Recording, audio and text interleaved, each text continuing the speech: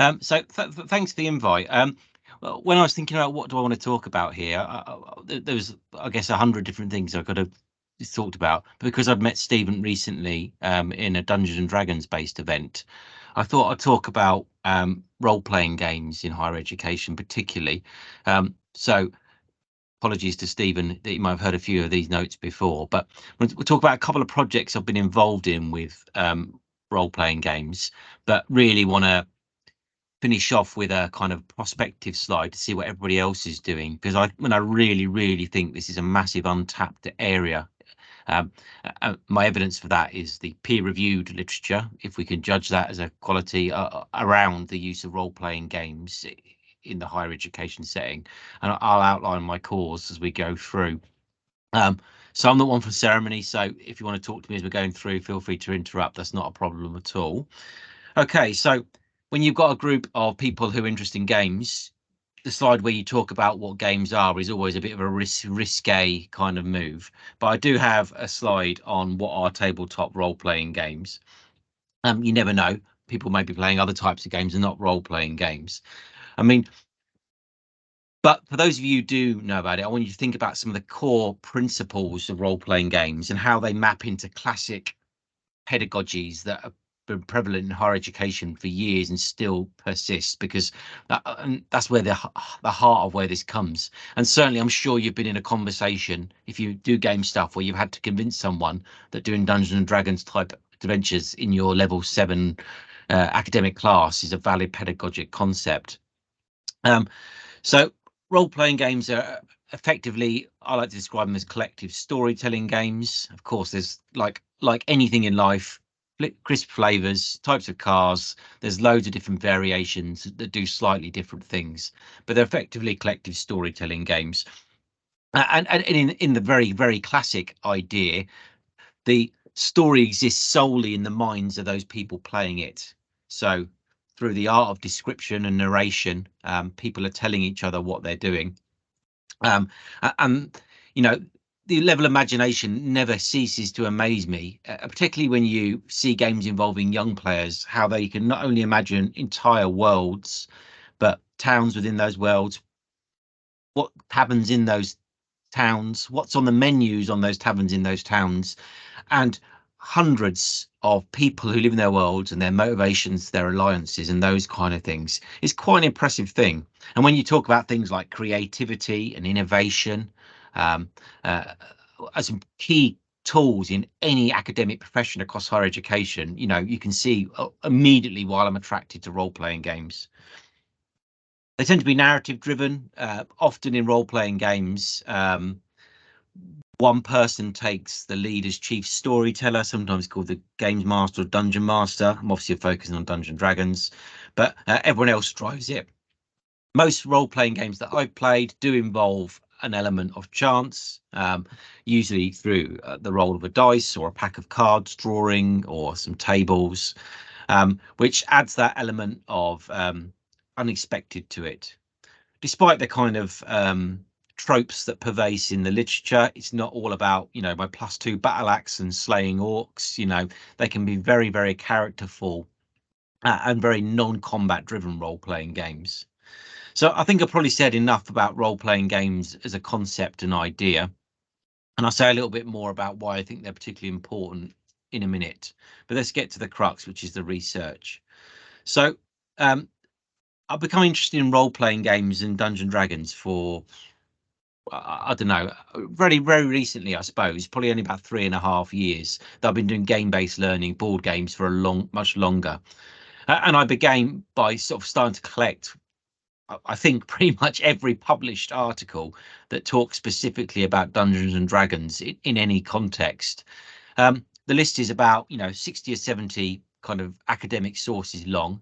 And you could broadly look these into 3 categories.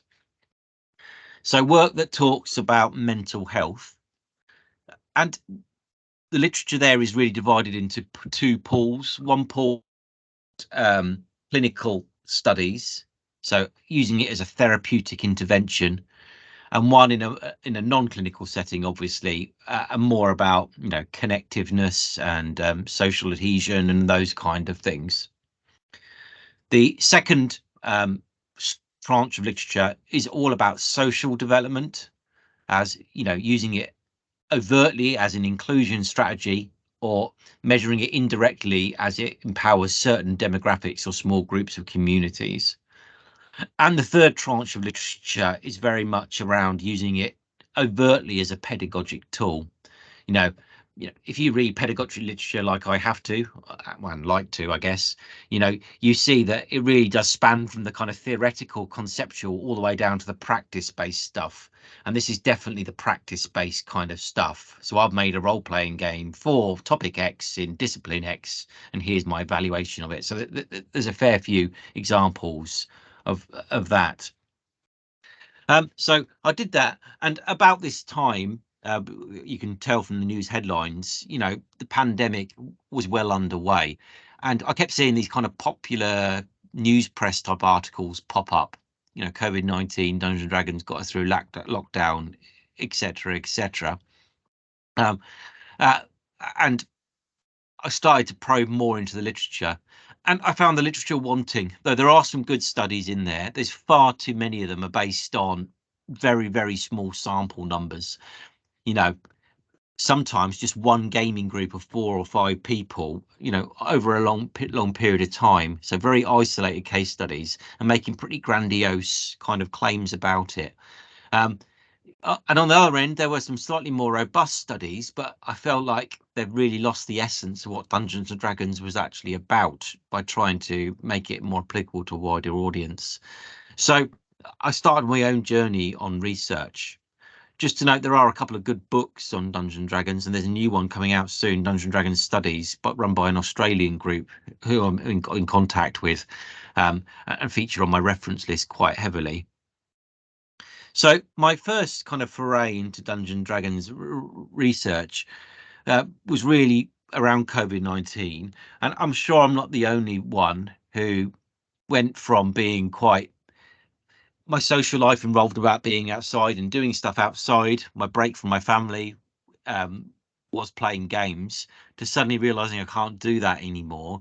So I dived into platforms like Roll20 to have a go at some online gaming. In fact, in the end, I resorted to a classic Zoom with a group of friends, which worked just as well. But started playing role-playing games online, and despite the kind of image of a geek my children wish to present of me, I wasn't the only one. In fact, thousands and thousands of people were doing the same. Now, I think it's important here just to say a word about the popularity of role-playing games. Now, for me, this is really important in terms of how we embed it or use it within our curricula. Its general acceptance as an approach really does lay the foundations for how you can apply it in the classroom, and to what level, how much you can apply it in the classroom.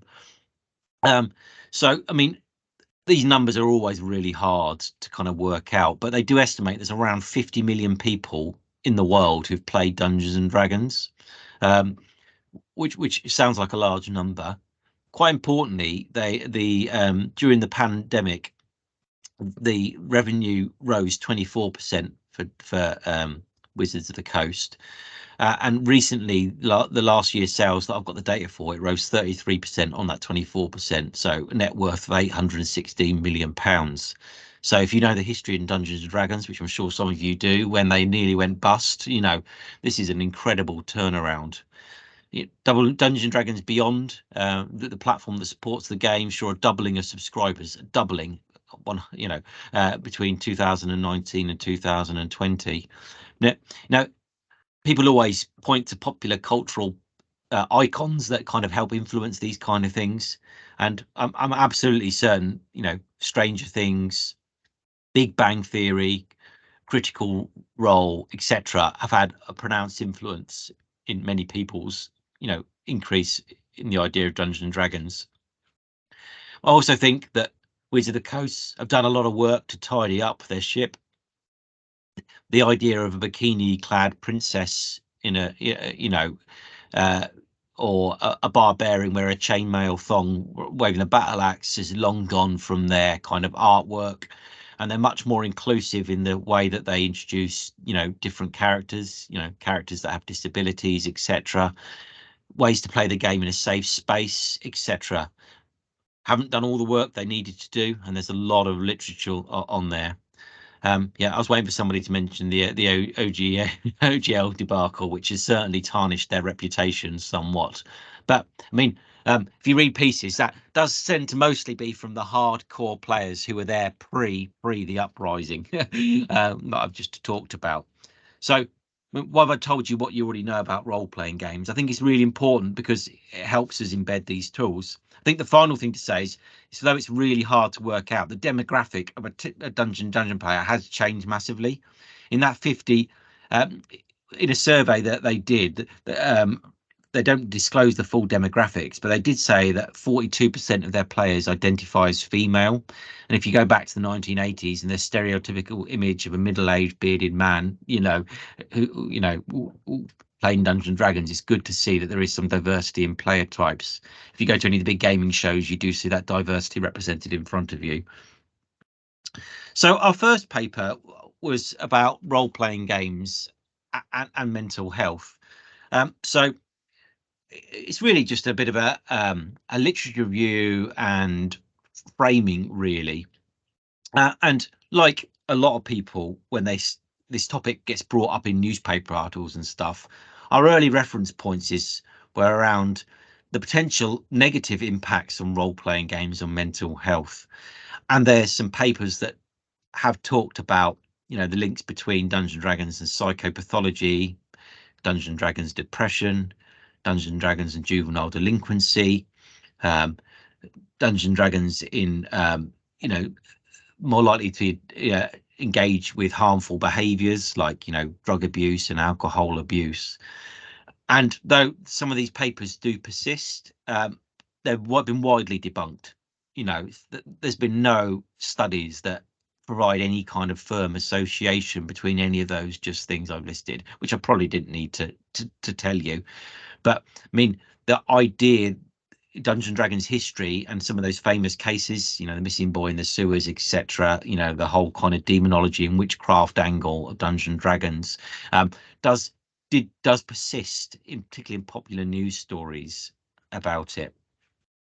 Following on from that, we talked quite a bit about the use of role-playing games in the non-clinical setting. So we didn't want to focus on how role-playing games can be used clinically. I'm not a clinician, but we thought that there will be a lot of benefits for role-playing games, in terms of our own well-being. And we can use our own anecdotal experiences in that regard. I mean, why do we play these games? And a couple of key studies really do reference this. So, Adams makes a very good point around how our real world needs for connection, our real world needs for release can actually be met through a symbolic in-game interaction. Essentially, what is he saying? That you can explore the things that are troubling you in your real world encounter through the fictional character and the fictional world you create, and that actually leads to some resolution, some coping skills which you can apply in the real world. And he talks a lot about abstraction there rather than directly, role playing that difficult DPR conversation where you have with your boss at work, obviously, but in terms of things like conflict resolution. Sargent talks a lot about that there's evidence that in a non-clinical setting, role-playing games can do things like help reduce social anxiety. I mean, this is not a new phenomenon. If you do any game-based research, one real thing about games is that you're not talking about yourself, you're not looking anybody in the eye, you're talking about fictional things. And when you're taking one step away from reality, it's much easier to talk about. I mean, this is really widely applied in the clinical setting. When they're doing treatments with, one of my collaborators is a clinician in Derbyshire hospitals, and they frequently do things like play PlayStation games with their patients as part of their clinical treatment, because when they're playing the game and watching FIFA on the screen, then the conversation can stray into things they really should be talking about, but a face-to-face, eyeball-to-eyeball conversation just doesn't generate that. There's also some work on how it can help with past trauma. There's some caution to be offered with the papers that talk about this, and perhaps we get into discussion about that afterwards.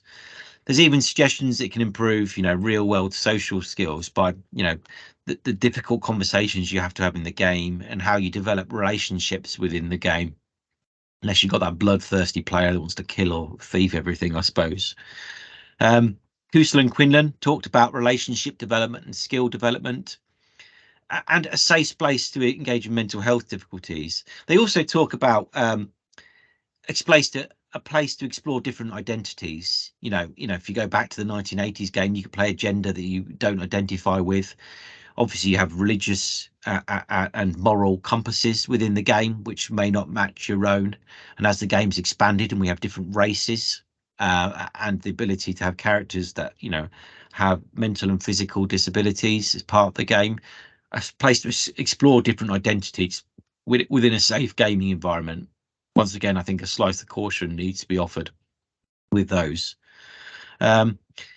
Sense that it can increase empathy, particularly if you force players to take particular debates or points of view in how they work.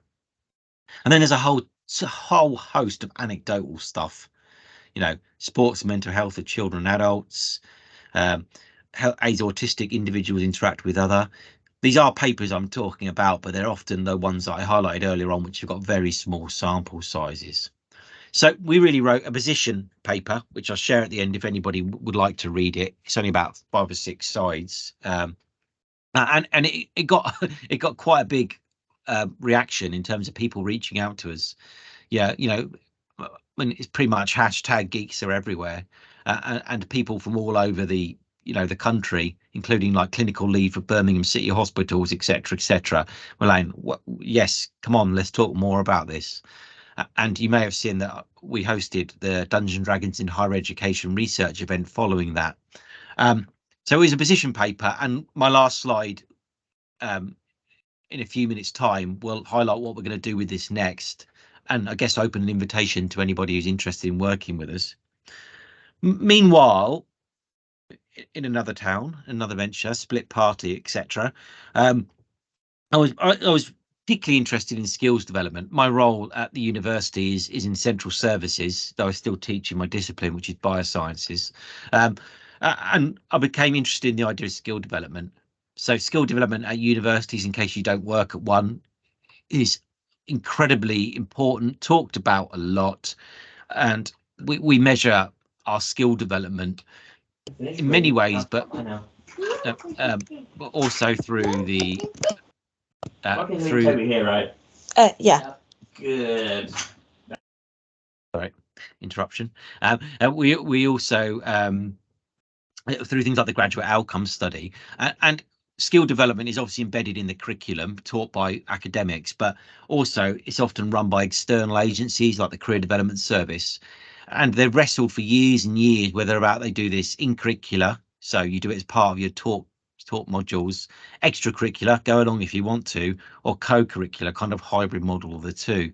So I started collecting all the Dungeons and Dragons papers, or more general tabletop role-playing papers that talked about skill development. And here's just a smattering of some of the papers that tried to measure one or other of the many kind of skills that employers say they want in our students.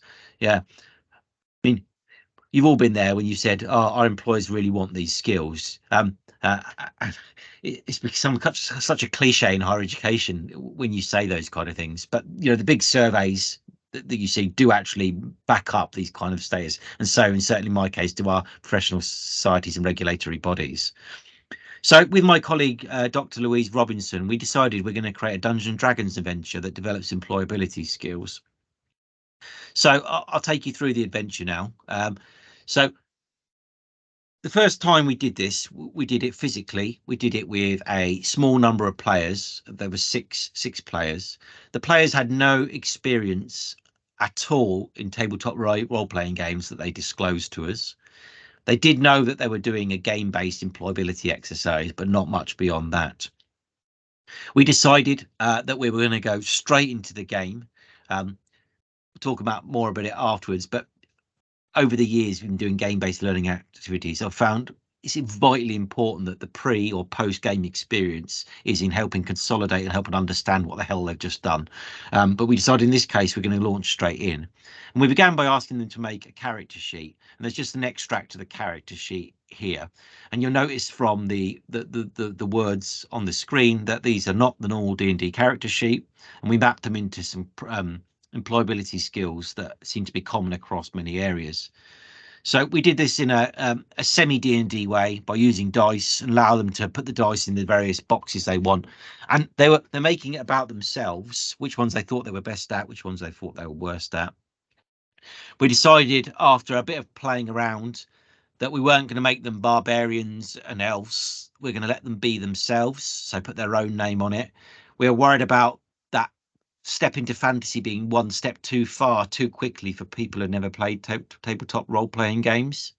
There's a lot more I could say about the development. I mean, I don't know about how everyone else feels, but when making a game, I spend a lot of time road testing the ideas and battering them back and forth before I put it in front of a student. And every decision, even the small ones, have been well thought out to help make a good game experience. So after they made their character sheet, they kind of talked a little bit with each other. They've handled the dice. We then launch into the game itself. So we decided to use map tiles, which we custom created because we wanted to have a physical focus. We worried about abstraction of the ideas we're talking about.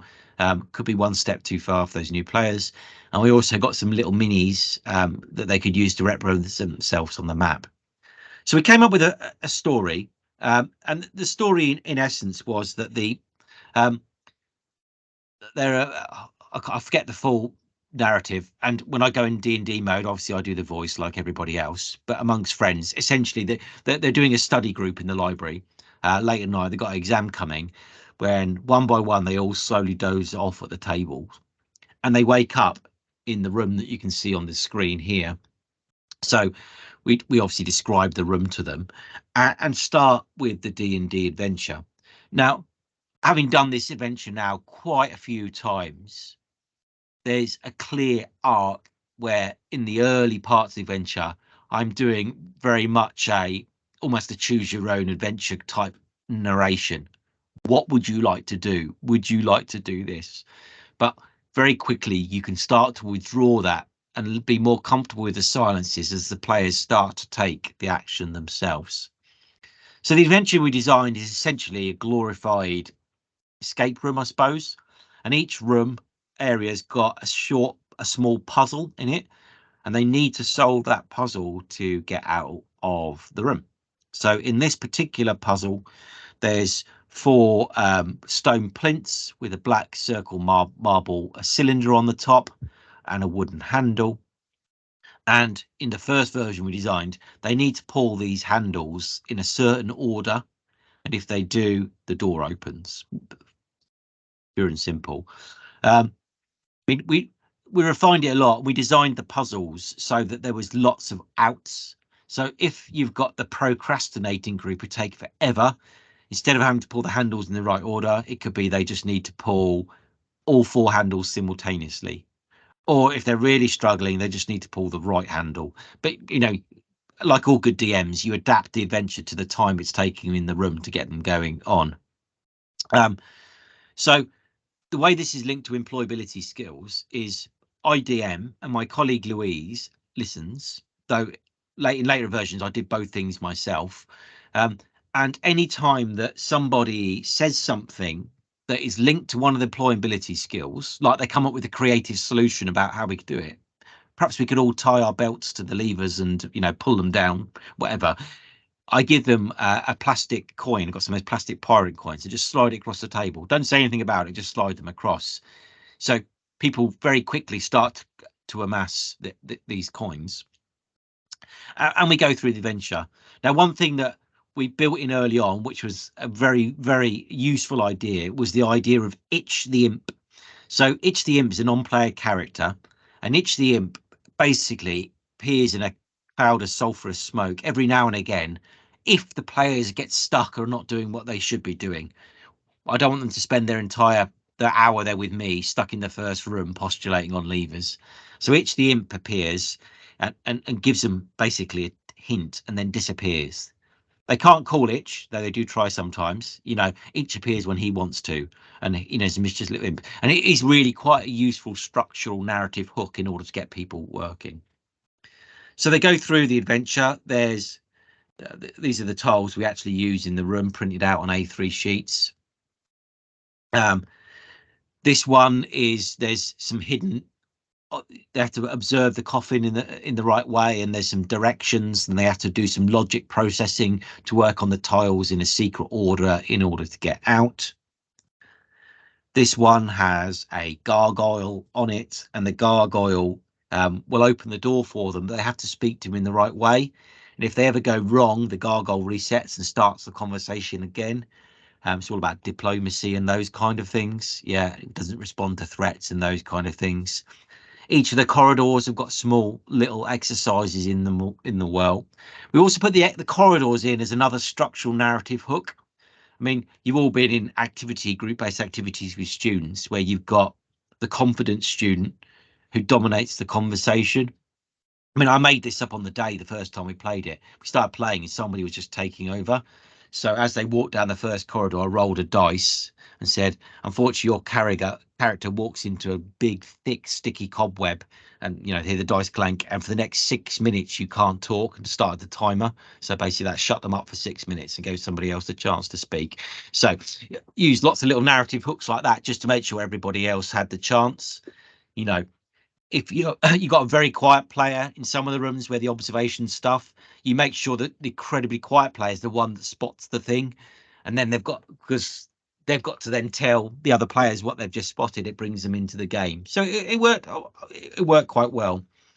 I think in the end we had 4 rooms and 4 corridors. I don't think we ever got through them all, but when you're using modular tile systems, you can quickly flick one out and bring another one in. So easy peasy as it goes. So you may be thinking, what's this got to do with employability? Though it sounds quite fun.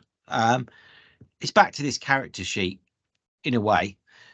So the character sheet, which has all these skills on and the coins, you'll see from this small extract of the table that I've got at the bottom, each of the room is linked to specific employability skills. When I say linked, I mean that is tenuous. I mean, it really depends what the players come up with, but we've designed the puzzles and the narrative to try and tease out some different skills, and we're obviously making a note with these. And where the students come to the realization effect is at the end of the adventure. So when we're getting close to the end, they suddenly come through to this area, which you can see on the screen with the grass, and they can see a wall. Now that wall changed as we did a few versions of this to be like a translucent wall where they could see themselves sleeping back in the library. So basically a turn to their real lives.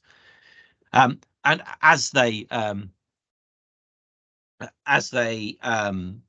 excuse me, as they get to the wall, a spectral figure appears and essentially tells them he can only let a few of them through, and they have to convince themselves that convince him that they're allowed through the wall. And that's when Itch the Imp appears, stops time effectively, and tells the players they're gonna have to convince the demon while he's worthy why they have the skills necessary.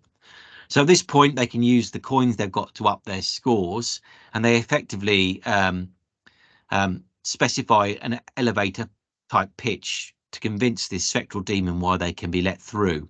So it's making them realize that the skills that they've already got and the skills they've developed in the game allows them to come through.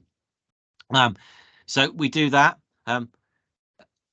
So sometimes people don't want to do that. You can build that into the narrative, if you need to, but most cases people are happy to do a short pitch to the demon or fall on the demon's sword, metaphorically anyway. Then we let them through, and then the close, of course, the most important part is the link between skill acquisition, which is what the early game attributes are, and skill presentation.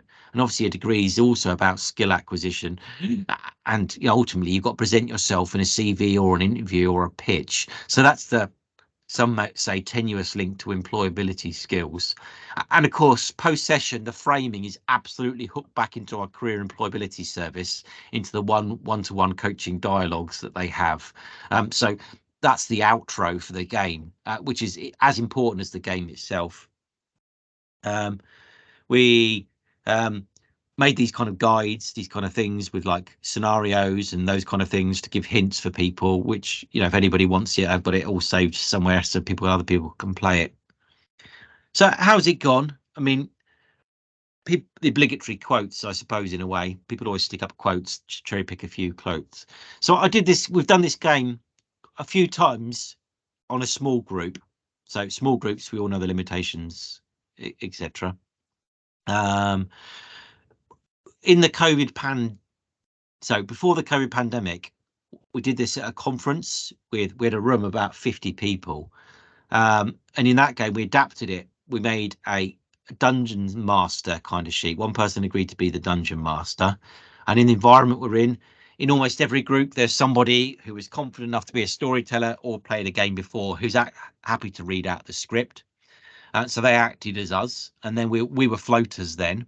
And that actually worked really, really well. It gives me confidence it could be applied in a classroom setting. What was interesting was the multiple interpretations people have had about what went on. In the COVID pandemic, towards the back end of it, I was asked to do this, moving after that, but I was asked to do it remotely to a group in Exeter originally, and 25 people turned up. So I kept the same idea, except for this time, the people who fall asleep, they all fall asleep in the library, but only 5 of them are, in the dungeon. The rest of them are basically looking down upon the dungeon, basically looking at the map they can see on the screen. They shout, they scream, but they can't be heard. But they do find out that the team's WhatsApp group is working, which represents the chat along the side of the Teams thing. So they could type advice and ideas along the side. And then every room we flipped the players that went in. First time it was messy, but second time I tried that approach, it worked okay actually. I got a bit better understanding how it would work, and needed to up the complexity of the puzzles as well in order to do it. So we've written that up. The journal it's gone into innovative practice in higher education is, very, very low impact factor. I mean, quite frankly, I couldn't care less. It's just sharing a new idea, a new approach. But I do think there's a lot of potential for games, full stop, of course, but particularly role-playing games in terms of skill development. So I'm going to do one more slide, then I want to stop because I would like to have a good old conversation with you for the remaining 20 minutes, and just talk about some of the applications of research. So I won't read them all out, but we've got quite a few projects going on in the non-clinical setting now. That initial postulated paper has manifested into an actual study of D&D players. We've also got somebody who's exploring its therapeutic use, working with, I think the technical term is runaway delinquents, but people who have left home, who are still minors, and counselling. So using D&D there. We're also interested in some of the aspects around neurodiversity in games, and there's quite a lot of research around this, as well as identity and expression of identity. I guess personally, so that's with my psychology colleagues. I'm particularly interested in its role, in this skill-based development, and its focus in disciplinary contexts, for teaching things like probability and stats, or ethical dilemmas. Not hard to see the relationships between those two there. So that's kind of the end of the formal bit I was going to talk about. I'm hopeful now that people want to talk about D&D and its impact. Whilst we decide if everyone wants to, I'm just looking at the questions. Not sure how forceful about stop a player talking. Yeah, I understand that. I mean, deliberately only did it for a few minutes. So the first time we ran the session, it was an hour and a half. So like 6 minutes of being quiet didn't feel like I was restricting people, and it gave